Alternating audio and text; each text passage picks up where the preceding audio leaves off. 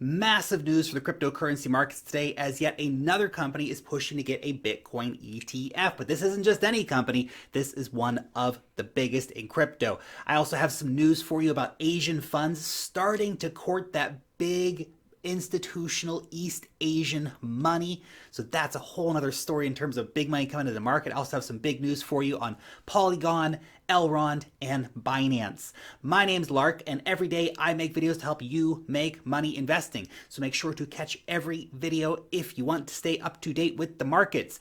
By the way, if you want to buy some Bitcoin or some Ethereum or some of the top altcoins like Polkadot or Elrond or Cardano, then you need to get yourself an account over on Binance. It is the best exchange for buying cryptocurrencies. Use the link down below in the description to start your account and you will get 10% off of your trading fees over on Binance. Okay, let's start off by taking a quick look at the charts here. Bitcoin got all the way up to $55,800 today and is currently having a bit of a cooling off period. Key support that I would like to see hold now for Bitcoin, $52,000. This would show that the bulls have managed to maintain control of the market.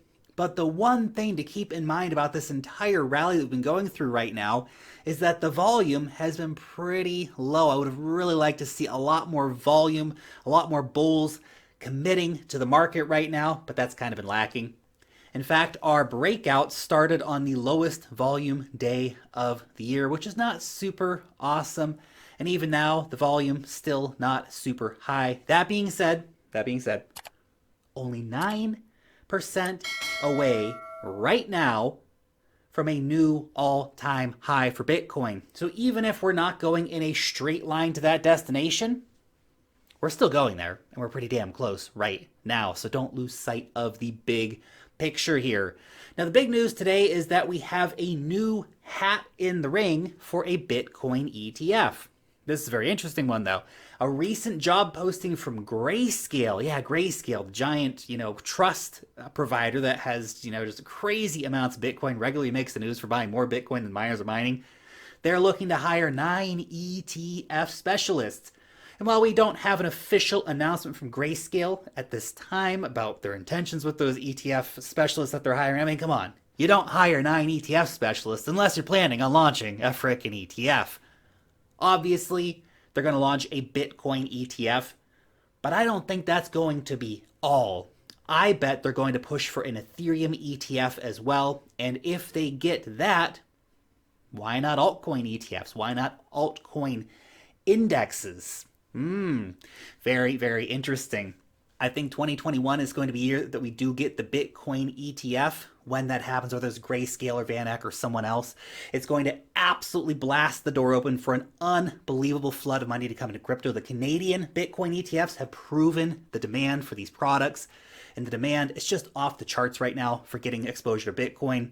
Looking over to East Asia now, a Malaysian-based company has just announced that they are launching a Bitcoin fund to meet the massive demand for Bitcoin exposure in Southeast Asia.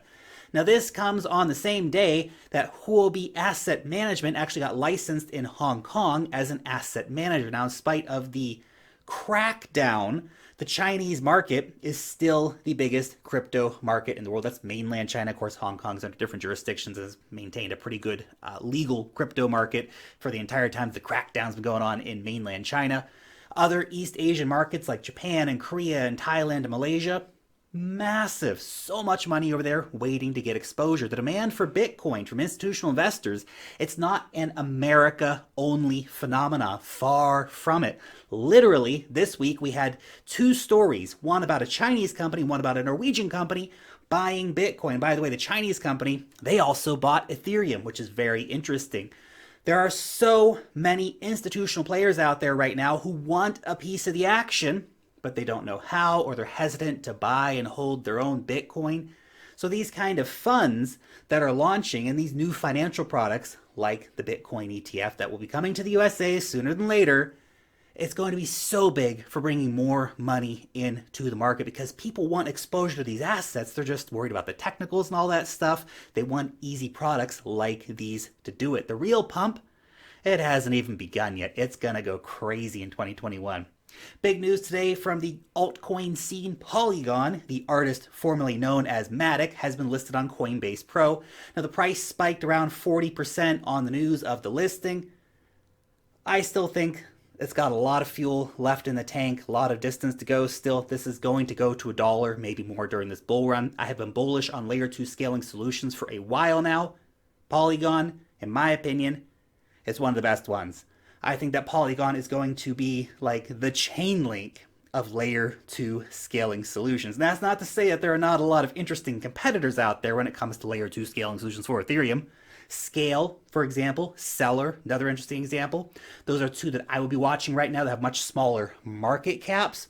Quite promising, but they've not kind of seen the price action or the hype built around them yet that Polygon has. Polygon, obviously, a lot of reasons for that hype, but these other ones could be some interesting ones to look at. Some other big listing news is that My Neighbor Alice, the NFT crypto game, loosely based on the very popular Animal Crossing game, will be listing on Binance and can currently be farmed over on the Binance Launchpad. So if you are a holder of the BNB token, then you can actually use those tokens to farm some Alice tokens, basically score some tokens for free. I'm already farming Alice tokens over on Binance. I'm pretty bullish on this project overall. NFT gaming, it's going to be so big. Just look at how successful Axie Infinity has been. It's done like what, like a 40 or 50x since listing on Binance and like a 10x or so since we first started talking about it here on the channel. I think that Alice is going to have a similar kind of run. The demand for these crypto NFT games is massive. And our old buddy Elrond has also been nailing out loads of partnerships recently. Elrond is going to be a massive force in crypto. I'm still holding most of my bag, very, very bullish on Elrond. Their most recent partner is with Covalent. Now, this is a provider of unified APIs for blockchain networks. Basically, they're intending to allow for users to be able to access rich data from across the blockchain universe.